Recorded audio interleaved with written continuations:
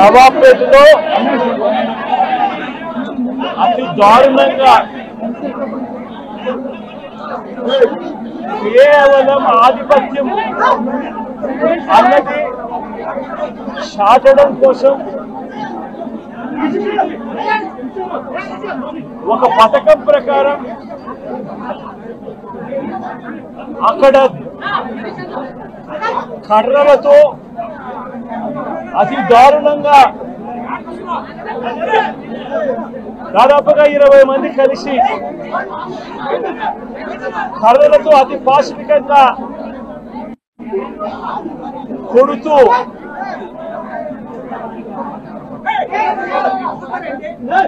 చివరికి హాస్పిటలైజ్ అయి తీవ్రమైన దెబ్బలతో వాళ్ళు హాస్పిటల్లో ఉంటే ఏం సాధిస్తా ఉన్నారు చంద్రబాబు నాయుడు గారిని అడుగుతా ఉన్నాను. మీరు చేసే ఈ కిరాతకాలు, ఈ దారుణాలు వాళ్ళ ప్రజలేమన్నా భయపడతారు అనుకుంటున్నారా? ఎవరు భయపడరు. ఇది ఇంకా కోపంగా మారుతుంది. ఇది ఇంకా కోపంగా మారి చంద్రబాబు నాయుడు గారిని, తెలుగుదేశం పార్టీని రెండింటినీ కూడా బంగాళాఖాతంలో కలిపే పరిస్థితులు కూడా దారితీస్తాయి. మామూలుగా కొత్త ప్రభుత్వం వస్తే ఆ ప్రభుత్వం మీద వ్యతిరేకత రావడానికి కాస్త కూస్త టైం పడుతుంది. కానీ మొట్టమొదటిసారిగా చూస్తా ఉన్నాం చంద్రబాబు నాయుడు గారి మీద వ్యతిరేకత అన్నది చాలా ఫాస్ట్ గా పెరిగిపోతా ఉంది. నిజంగా ముఖ్యమంత్రిగా ఉన్న వ్యక్తి గవర్నెన్స్ మీద ఫోకస్ పెట్టాల్సింది పోయి ఏం చేస్తా ఉన్నాడు అన్నది ఒక్కసారి తనను తాను ప్రశ్నించుకోవాలి అని అడుగుతా ఉన్నా. ఈరోజు రైతులకు సంబంధించి వ్యవసాయం పూర్తిగా ముమ్మరంగా సాగుతా ఉన్న పరిస్థితుల్లో రైతులకు తాను హామీ ఇచ్చిన మేనిఫెస్టోలో తాను చెప్పిన హామీ రైతులకు 20,000 రూపాయలు పెట్టుబడి సహాయంగా ఇస్తానని చెప్పి రైతులకు ఎగరగొట్టేశాడు. ఇవ్వాల్సిన రైతు భరోసా సొమ్మును కూడా ఇవ్వకుండా, ఎక్కువ చేసి ఇస్తానన్న రైతు భరోసా సొమ్మును కూడా ఇవ్వకుండా రైతులకు మోసం చేశాడు. పిల్లలు బడులకు పోతా ఉన్నారు. ఎంతమంది పిల్లలు బడులకు పోతా ఉన్నారు అన్నది అందరికీ తెలిసిన లెక్కలే. ప్రతి సచివాలయంలోనూ ఎంప్లాయీస్ ఉన్నారు, మండల ఎడ్యుకేషన్ ఆఫీసర్లు ఉన్నారు. అయినా కూడా తల్లులను మోసం చేస్తూ అమ్మఒడి ఎగరగొట్టేశారు.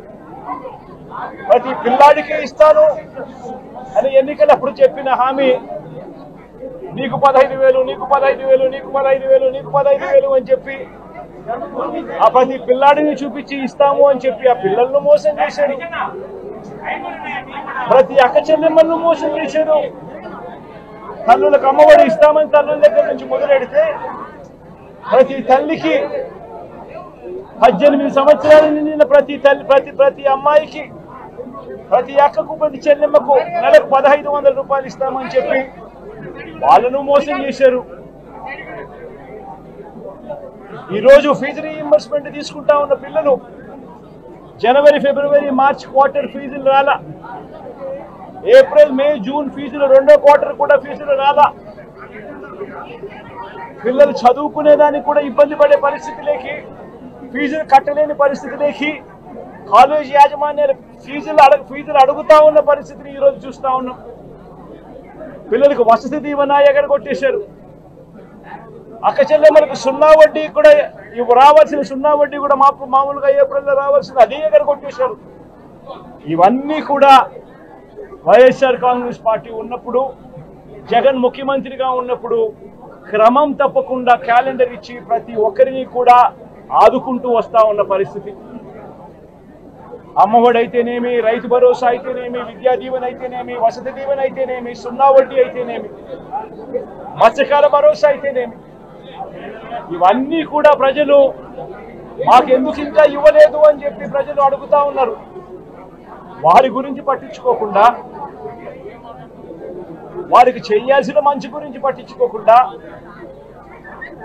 స్కూళ్లను నిర్వీర్యం చేస్తూ, చదువులను నిర్వీర్యం చేస్తూ, హాస్పిటళ్లను నిర్వీర్యం చేస్తూ, చివరికి ఏ ఒక్కరు కూడా మిమ్మల్ని ప్రశ్నించకూడదు అని, ఏ ఒక్కరు కూడా రోడ్లెక్కకూడదు అని ఈ మాదిరిగా భయాందోళనను క్రియేట్ చేయాలనే ఉద్దేశంతో గ్రామ స్థాయి నుంచి మొదలెడితే ప్రతి ఒక్కరికి కూడా మీ కక్షలు, మీ కార్పణ్యాలు మీరు తీర్చుకోండి అని చెప్పి గ్రీన్ సిగ్నల్ ఇస్తూ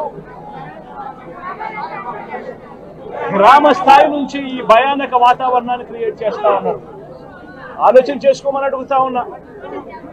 మళ్ళీ చెప్తా ఉన్నా చంద్రబాబు నాయుడు గారికి, మీరు చేస్తా ఉన్నది తప్పుడు సాంప్రదాయం. ఇది గన కొనసాగింది అని అంటే రేపు పొద్దున ఏం జరుగుతుంది అని అంటే, ఈరోజు మీ ప్రభుత్వం ఉంది, చాలా వేగంగా మీ ప్రభుత్వం కూడా తుడిచిపెట్టుకొని పోతుంది. ఆ తర్వాత మళ్ళీ మా ప్రభుత్వం వస్తుంది. ఆ తప్పుడు మా ప్రభుత్వం వచ్చినప్పుడు కార్యకర్తలు నేను వద్దు అని చెప్పినా కూడా వినకుండా ఆ కార్యకర్తలు చంద్రబాబు నాయుడు గారి తెలుగుదేశం పార్టీ వాళ్ళందరికీ కూడా బుద్ధి చెప్పే పరిస్థితి కూడా చంద్రబాబు నాయుడు గారు బీజం వేస్తా ఉన్నారు. ఈరోజు దయచేసి నేను చంద్రబాబు నాయుడు గారికి చెప్తా ఉన్నా, ఈ తప్పుడు సాంప్రదాయాలను ఇంతటితో ఆపండి. ఈ తప్పుడు సాంప్రదాయాలు పెద్దయ్యాయి, వృక్షాలైనాయి అని అంటే ఆ తర్వాత ఆపడం ఎవరి చేత కాకుండా పోతుంది. ఇప్పటికే లా అండ్ ఆర్డర్ అనేది గాడి తప్పింది. ఇప్పటికే ఏం జరుగుతా ఉంది అన్నది మీకే తెలియకుండా కూడా జరిగేంత దారుణమైన పరిస్థితిలోకి ఈ రోజు లా అండ్ ఆర్డర్ పోతా ఉంది. ఒక వైఎస్ఆర్సీపీ కార్యకర్తలే కాదు, వైఎస్ఆర్సీపీని అభిమానించే వాళ్ళే కాదు, చివరికి మహిళల మీద కూడా అగత్యాలు పెరిగిపోయినాయి, చిన్నపిల్లల మీద కూడా అగత్యాలు పెరిగిపోయినాయి. ఇష్టం వచ్చినట్టుగా రౌడీజం పెరిగిపోయింది. ఇష్టం వచ్చినట్టుగా ఎవరికి బుద్ధి పుడితే వాళ్ళు చేస్తా ఉండే కార్యక్రమాలు జరుగుతూ ఉన్నాయి. లా అండ్ ఆర్డర్ పూర్తిగా గాడి తప్పిన పరిస్థితులు కనిపిస్తా ఉన్నాయి. ఇప్పటికైనా చెప్తా ఉన్నాను, హెచ్చరిస్తా ఉన్నాం, మరొకసారి కూడా చెప్తా ఉన్నాం. శుక్రవారం ఈ మధ్య కాలంలోనే జరిగిన ఇంకొక ఘటనలో ఏకంగా చంపేసిన ఘటన చూశాం నంద్యాలలో. శుక్రవారం నేను అక్కడికి కూడా పోతా ఉన్నాను. ఆ ఘటనను కూడా ఒకసారి రాష్ట్రం దృష్టికి, దేశం దృష్టికి కూడా తీసుకొని పోయే ప్రయత్నంలో భాగంగా అక్కడికి కూడా వెళ్ళి జరిగిన అగాత్యం, జరిగిన అన్యాయం అక్కడ కూడా హైలైట్ చేసే కార్యక్రమం కూడా చేస్తాం.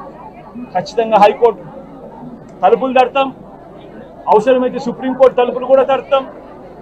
ఇప్పటికే ప్రధాన రాజకీయ పక్షాలన్నింటికీ కూడా రాష్ట్రంలో జరుగుతా ఉన్న అన్యాయాల గురించి వివరించడం జరిగింది. హైకోర్టు, సుప్రీంకోర్టు గడపలు కూడా గట్టిగా వాళ్ళ తలుపులు కూడా కొట్టే కార్యక్రమాలు గట్టిగా చేస్తాం. రాష్ట్రంలో జరుగుతా ఉన్న ఈ అన్యాయాలు, ఈ ఆక్రందనల మీద ఎందుకు ప్రెసిడెంట్ రూల్ విధించకూడదు అని చెప్పి కూడా గట్టిగా వాళ్ళని అడిగే కార్యక్రమం కూడా చేస్తాం. గవర్నర్ గారిని కూడా ఈ విషయంలో కలగజేసుకోవాల్సిన అవసరం ఉంది అని చెప్పి కూడా గవర్నర్ గారిని కూడా ఈ సందర్భంగా విన్నపిస్తా ఉన్నాం. ఇవన్నీ కనీసం మీరన్నా సుప్రీంకోర్టు జడ్జిగా పనిచేశారు, కనీసం మీ సమక్షంలో మీరు ఉండగానే ఇవన్నీ ఈ రాష్ట్రంలో జరుగుతూ ఉన్నాయి. దయచేసి మీరు కూడా కాస్తో కూస్తో చూసేసి ఉన్నట్టుగా పోకుండా మీరు గట్టిగా ఇన్వాల్వ్ కమ్మని చెప్పి గవర్నర్ గారిని కూడా ఈ సందర్భంగా విజ్ఞప్తి చేస్తా ఉన్నారు.